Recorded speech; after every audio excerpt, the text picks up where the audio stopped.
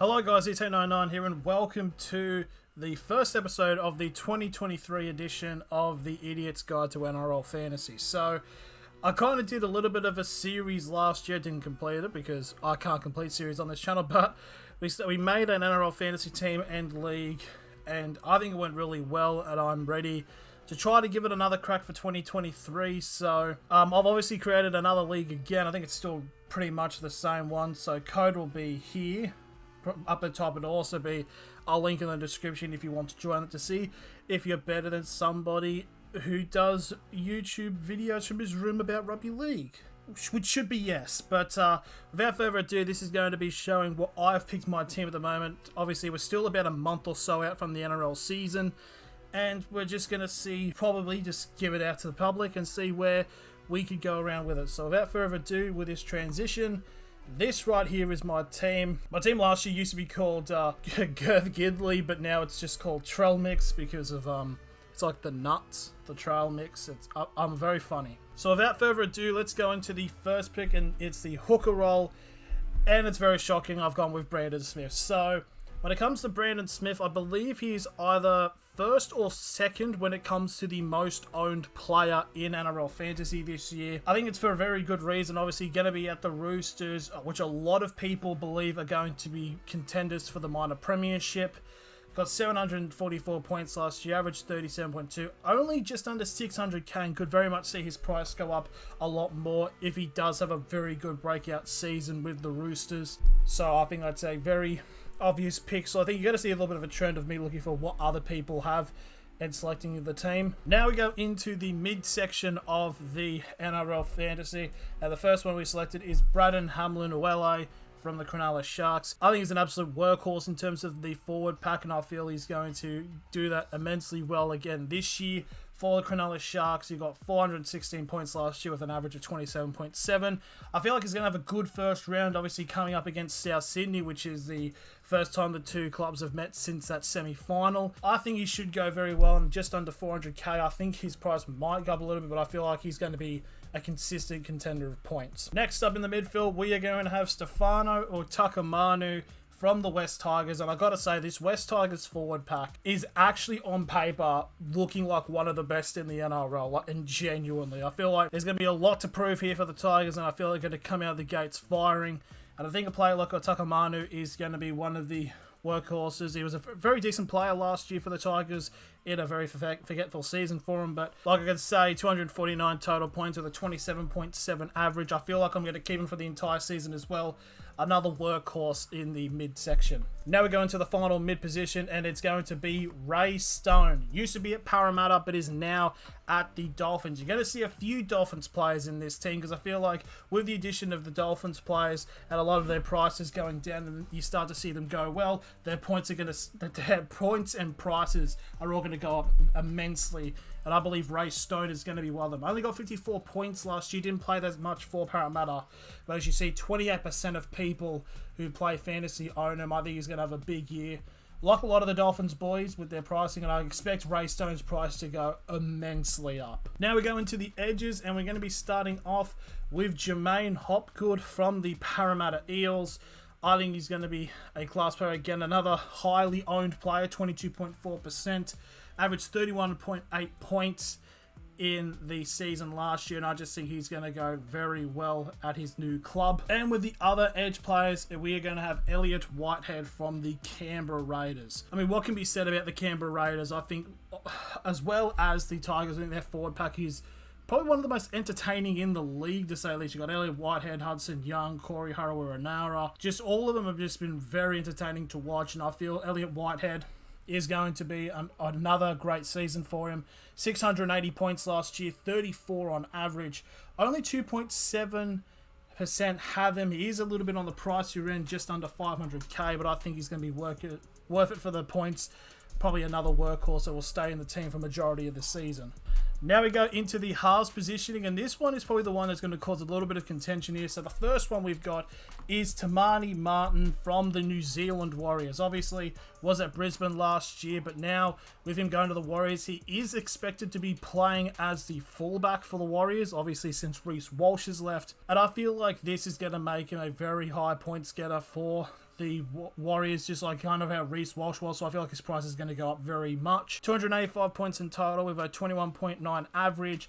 It's going to be up against the Knights. I think him and another player that's going to be shown later are going to be the main point getters for the Warriors for this season. And now we go into the last halves player, and it's going to be Lachlan Ilias of the South Sydney Rabbitohs. Kind of interesting out of all the South players. He's kind of one that's a little bit forgotten about, obviously, from the players like Cody Walker and Latrell Mitchell, but I think he's a very solid hand in the halves, and I think he could very much go well again this year. 691 points last year, 30 on average. Only 4.4% on him. He is just over 400k, so I feel like his price might go up a little bit, but I feel like with being partnered with Cody Walker, he should be able to have a good season again. Now we go into the first of the centres, and we're going to start off with another Canberra player in Semi Valemai. I think Canberra is a very interesting team. I don't know what a lot of people are going to be making of them for this year, but I think Semi Valemai is going to be a player that's probably going to get a lot of points, and I feel like one of the players from the Raiders that is going to go up in price. 183 total points with a 22.9 average. Only 0.9% own him, just over 300k. I think he's going to be a good player to probably, hopefully his price goes up and flog another money. But one player I definitely think is going to go up and slog on for more money is the other centre, Hamiso Tabuai-Fidow from the Dolphins, obviously a part of the North Queensland Cowboys last year. I think he's going to be the breakout star from the Dolphins this year.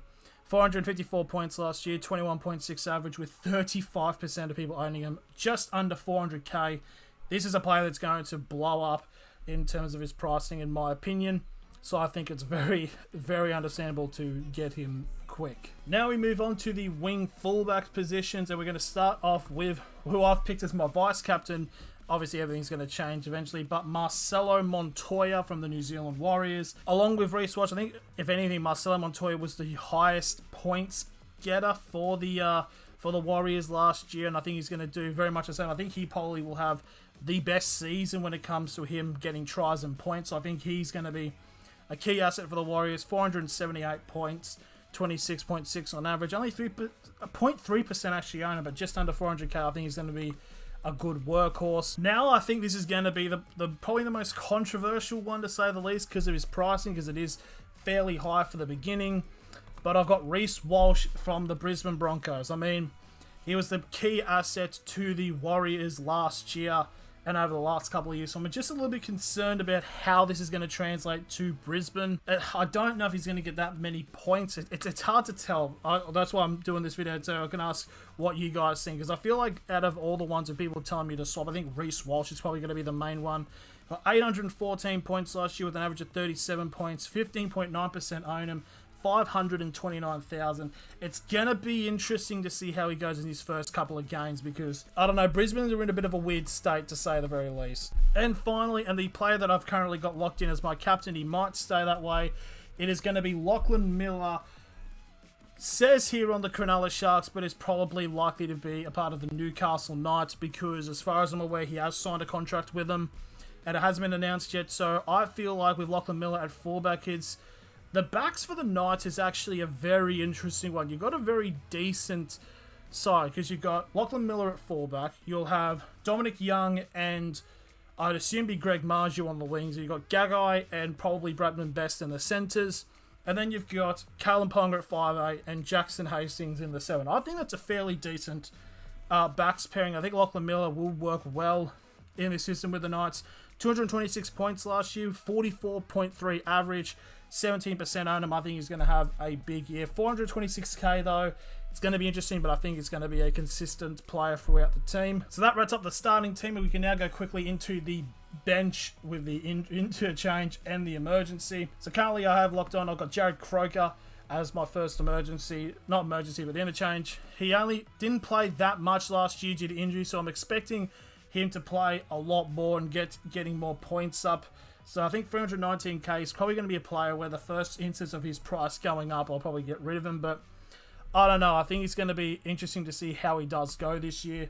Second one is going to be Elise Katoa, now with the Melbourne Storm. I'm excited to see how he goes, actually. And there's a lot of these Storm's players, obviously, now because of players leaving. It's going to be an interesting testing time to see how the Storm do go. 448k for an edge player is probably going to be moving in between the bench and the start. 470 points, 31.3 average with a 12.6% ownership. I think he's going to be a good player. And then next one, the one I'm trying to think of like a player who's also going to go very much up in price is going to be Cody Nikorima.